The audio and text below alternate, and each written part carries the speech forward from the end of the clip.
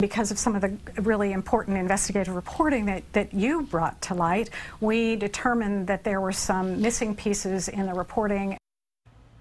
The audit findings are in 10 months after a KXAN investigation uncovered questionable spending within Austin City Convention and Visitors Bureau, $500,000 within 2 years on gourmet meals and alcohol, out-of-state concerts, jewelry, and American Express gift cards.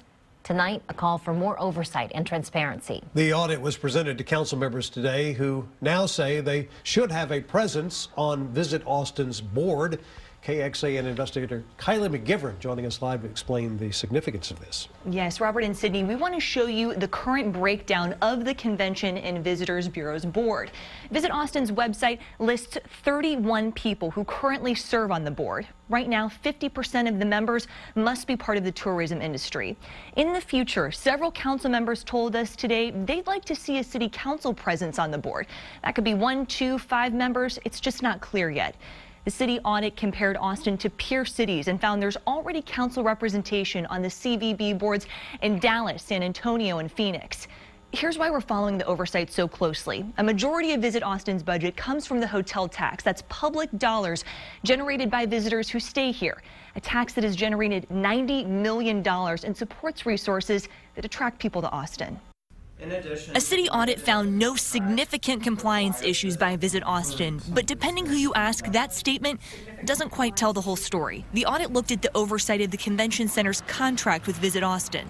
The monitoring in a lot of aspects is happening, it's just not being documented, and that's certainly what we're going to focus on. When city auditors took a closer look, Visit Austin appeared to follow the contract correctly. But Councilmember Leslie Poole, who called for the review, says without documentation, we don't know if they actually met the mark. So we don't want to have gaps in our reporting at all, especially when it goes to money, and there's a significant amount of money that flows through the convention center from the hotel occupancy tax.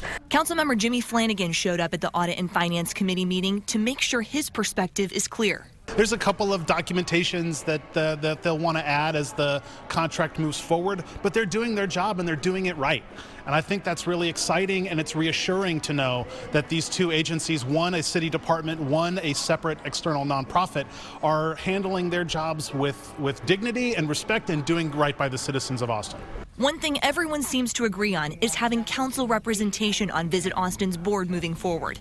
The organization saying it welcomes the additional scrutiny. The more insight they have into what's going on with the entire operation, from the convention center to Visit Austin, to everybody's efforts to attract tourists here to Austin, I think the more they know about it, the better it's going to be, obviously.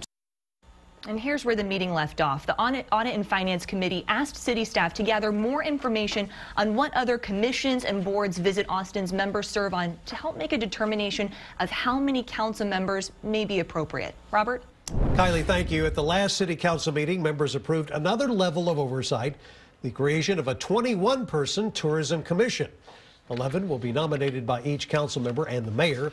The other 10 will be nominated by other city commissions to provide expertise and recommendations to the city council concerning issues related to tourism and hotel occupancy tax revenue collected by the city.